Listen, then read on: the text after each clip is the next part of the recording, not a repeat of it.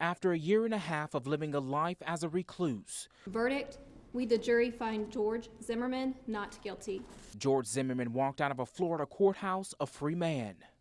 It could have been racial, and then again, it could not have been. You know, it may have just been a bad situation. The jury's verdict in the George Zimmerman case is one that spawned pure outrage and even open support for his not guilty verdict. So I wanted to find out how criminal cases here in Missouri compare to Florida's cases. So I spoke with former prosecutor and now private law firm attorney Mark Williams. In a criminal case, if the defendant chooses to have a trial by jury, that defendant's going to get 12 jurors as opposed to 6, which is the Florida system. He tells me this could have played a role in Zimmerman's acquittal. He says you may get a juror that's on the fence, and that's when other jurors are going to work on that person to get them to go one way or another. And if more are opposed, you're likely apt to be easily swayed. Now let's go back to the actual case itself. Florida has a stand your ground law. So what about Missouri? Well, we have what's called a castle doctrine.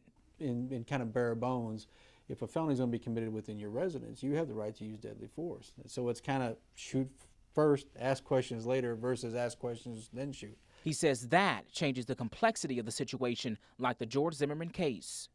You have a fight happen in that case, or if you would translate it to Missouri, you would have kind of a break-in into a house.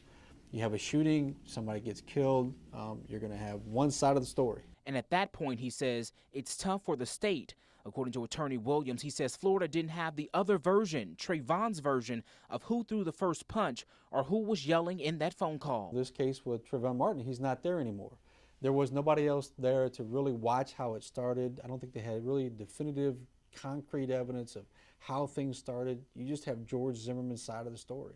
And unless he tells inconsistent facts, the state had to live with what he said. It's between that man and God whether he's guilty or not, and he'll be punished if he is. George Zimmerman living a life that's changed forever. My heart hurts for my son. While Trayvon's parents are living their life without their son. Reporting in Kirksville, Justin Andrews, KTVO News.